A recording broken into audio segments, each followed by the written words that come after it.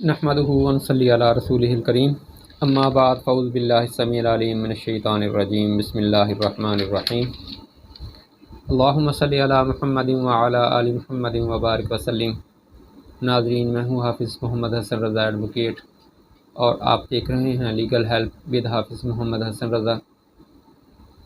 آج ہم گارڈین پر بات کریں گے، جس کے لیے ہمیں سب سے پہلے یہ جاننا ہے کہ جو گارڈین کا قانون ہے اس میں کون کون سی اصطلاحات استعمال کی جاتی ہیں۔ تو سب سے پہلے اس میں اصطلاح استعمال کی جاتی ہے نابالغ کی۔ تو نابالغ کا لفظ جو ہے وہ مخصوص مفہوم اور معنی کے ساتھ قانون ولی نابالغان میں شامل کیا گیا ہے۔ دفعہ 4 قانون ہاضہ میں نابالغ کی تعریف اور وضاحت منفی الفاظ میں کی گئی ہے، جس کے تحت نابالغ ایسا شخص ہے کہ جس کا قانون بلوغت 1875 کے تحت بالغ ہونا تصور نہ کیا گیا ہو۔ قانون بلوغت 1875 کے تحت مندرجہ ذیل کو نابالغ قرار دیا گیا ہے ایسا شخص جو 18 سال کی عمر تک نہ پہنچا ہو۔ اگر ایسے شخص کا عدالت کی طرف سے ولی مقرر کیا گیا ہے تو گارڈین اینڈ وارڈ ایکٹ کے تحت عمر بلوغت 21 سال ہوگی، گویا ایسا شخص 21 سال سے پہلے نابالغ تصور ہوگا۔ یعنی ناظرین، ایسا ہر شخص جو 18 سال کی عمر کو نہیں پہنچا وہ نابالغ ہے۔ لیکن جو اسلامی قانون ہے ہمارا، اس میں اور اس میں فرق ہے۔ اس میں 15 سال لڑکے کی عمر ہے اور لڑکی جو ہے اس کے لیے بلوغت کے لیے یہ شرط قائم کی گئی ہے کہ اگر اسے مینسز آنا شروع ہو جاتے ہیں تو ایسی صورت میں وہ بالغ ہو جائے گی۔ لیکن جو لڑکا ہے اس کے لیے 15 سال ہے، اور لڑکی جو ہے اس کی عمر 9 سال بھی بیان کی گئی ہے کہ 9 سال کی عمر تک لڑکی جو ہے وہ بالغ ہو سکتی ہے، کیونکہ ہر انوائرمنٹ جو ہے، ماحول، اس کے تحت بچی کی عمر یا بچے کی عمر تبدیل ہوتی رہتی ہے۔ لیکن ہمارے انوائرمنٹ کے مطابق 15 سال اور 9 سال محمد اللہ کے تحت مقرر ہے، جبکہ یہ جو قانون بلوغت ہے اس کے تحت بچے کی عمر 18 سال ہے۔ اگر 18 سال کی عمر کو نہیں پہنچا تو وہ نابالغ ہے، اور جو نابالغ ہوتا ہے اس پر کافی ساری قانونی پابندیاں عائد ہوتی ہیں کہ وہ نہ تو کوئی معاہدہ کر سکتا ہے، نہ ہی کسی کا ولی یا سرپرست مقرر ہو سکتا ہے، اور نہ ہی جائیداد جو ہے اسے فروخت کر سکتا ہے، اور نہ ہی جائیداد فروخت کرنے کا کوئی معاہدہ کر سکتا ہے۔ لیکن ایسا شخص جو ہے وہ بے شک بطور ولی کام نہیں کر سکتا، لیکن ایک نابالغ جو ہے اپنے بچے یا بیوی کا ولی جو ہے وہ مقرر ہو سکتا ہے۔ جائیداد وغیرہ کے انتظام و انصرام یا منتقلی یا بیع کا اہل نہیں ہے، لیکن اپنے بچوں کے لیے وہ سرپرست مقرر ہو سکتا ہے۔ یہ تھا ناظرین نابالغ کا تعارف۔ اب ہم آتے ہیں ولی کی طرف، جس میں ایک ہوتا ہے حقیقی ولی اور دوسرا ہوتا ہے قانونی ولی۔ سب سے پہلے ہم بات کرتے ہیں حقیقی ولی پر، جسے ڈی فیکٹو گارڈین کہتے ہیں۔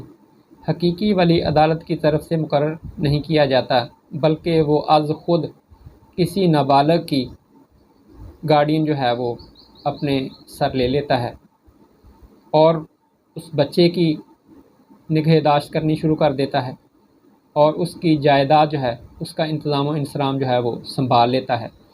ایسی صورت میں اس شخص کو ڈی فیکٹو گارڈین کہا جاتا ہے کہ اس نے بذات خود ہی وہ ذمہ داری اپنے سر پر لے لی ہوتی ہے، بلکہ اور اسے اس کے جو بچہ ہے اس کے نہ تو اس کے باپ نے اسے مقرر کیا ہوتا ہے، نہ دادا نے مقرر کیا ہوتا ہے۔ جبکہ جو قانونی ولی ہے وہ کسی شخص کا، کسی نابالغ کا باپ اور دادا، یا دوسری صورت میں مقررہ رائج الوقت قوانین جو ہیں ان کے تحت کوئی شخص اگر عدالت کی طرف سے مقرر کیا جاتا ہے کہ یہ فلاں شخص جو ہے اس کا گارڈین ہوگا، تو ایسی صورت میں یہ قانونی ولی ڈی یوری گارڈین کہلائے گا۔ یعنی حقیقی ولی جو ہے وہ نہ تو باپ ہوتا ہے اور نہ ہی دادا ہوتا ہے اور نہ ہی کوئی اور، بلکہ ان کے علاوہ کوئی اور قریبی رشتہ دار ہو سکتا ہے جو بذات خود کسی کی گارڈین شپ اپنے سر پر لے لیتا ہے۔ لیکن قانونی ولی جو ہے وہ باپ یا دادا یا عدالت کی طرف سے مقرر کیا ہوا شخص ہوتا ہے جو بچے کی نگہداشت کرتا ہے، اس کی پرورش کرتا ہے اور اس کی جائیداد جو ہے اس کا انتظام و انصرام سنبھالتا ہے۔ اس کے علاوہ ایک ٹرم استعمال کی جاتی ہے امانتی تعلق، فیڈیشری ریلیشن۔ اصل میں جو بھی گارڈین مقرر ہوتا ہے اس کے مفادات اور جو نابالغ ہوتا ہے اس کے مفادات آپس میں یکساں ہونے چاہیے، ایک دوسرے کے خلاف نہیں ہونے چاہیے۔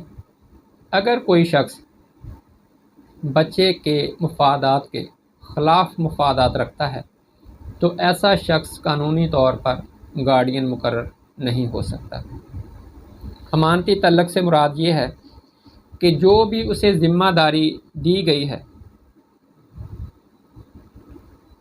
وہ اپنی پوری ایمانداری اور تندہی کے ساتھ ادا کرے اور کوئی خلاف مفاد نابالغ حاصل نہ کرے، تو ایسا تعلق جو ہے وہ امانتی تعلق کہلائے گا۔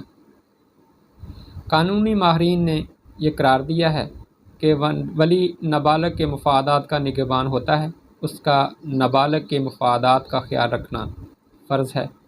اگر وہ ایسا نہیں کرتا یا نابالغ کے مفادات کو نقصان پہنچاتا ہے تو ایسا کرنا بددیانتی کی تعریف میں آتا ہے۔